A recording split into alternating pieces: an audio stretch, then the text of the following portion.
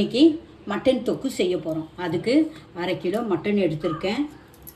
வெங்காயம் ஒரு 4 வெங்காயம் பொடியாக அரிஞ்சு வச்சுருக்கோம். மீடியம் சைஸ் வெங்காயம்.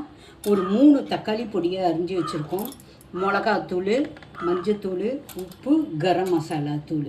இப்போ இதை எப்படி செய்யறதுன்னு உங்களுக்கு காட்ட போகிறோம். இதில் இந்த மட்டனை போட போகிறோம். நல்லா தண்ணி ஊற்றி 3-4 தடவை அலசி வச்சுட்டோம். இதில் மட்டனை போட்டு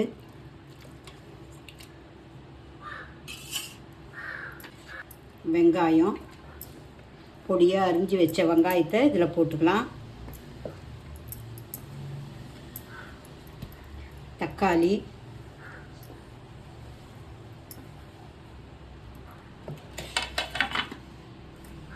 கரம் மசாலா, மஞ்சத்தூள்,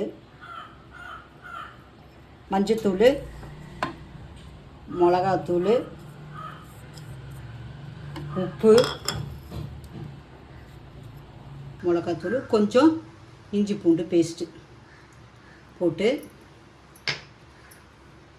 கொஞ்சமாக தண்ணி ஊற்றி, ஏன்னா மட்டன்லேயே கொஞ்சம் தண்ணி இருக்கும், இருந்தாலும் கொஞ்சமாக தண்ணி ஊற்றி நல்லா வேக விட்டுணும்.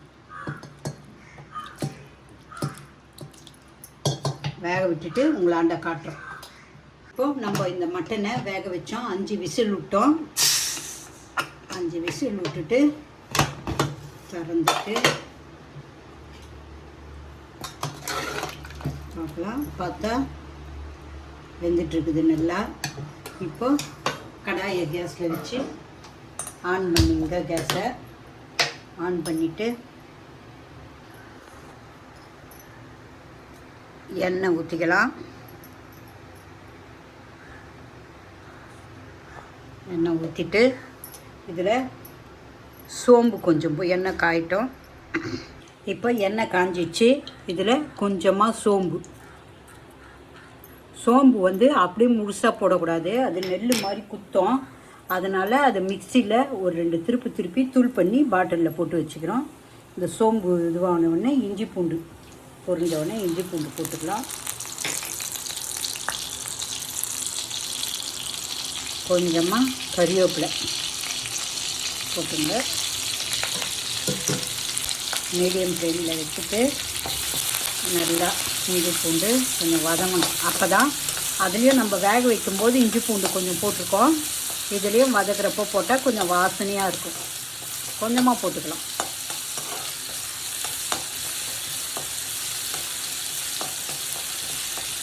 நல்லா வதங்கின உடனே இதை எடுத்து இதில் போட்டுருங்க.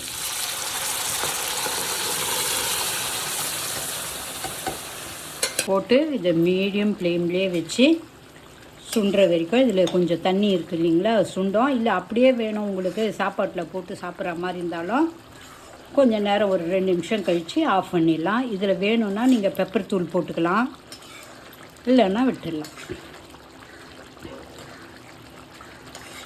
நான் வந்து லைட்டாக இதில் பெப்பர் தூள் போடுவேன். இது வந்து ஒரு 5 நிமிஷம் மீடியம் ஃப்ளேமில் வச்சு நல்லா இந்த தண்ணி சுண்டுற வரைக்கும் விட போகிறோம்.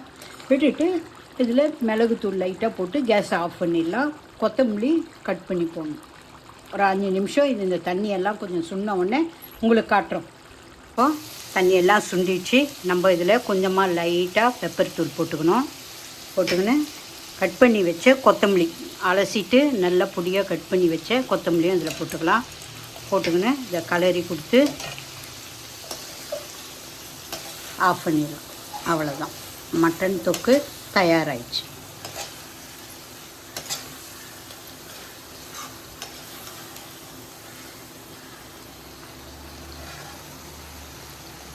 மட்டன் தொக்கு தயார்.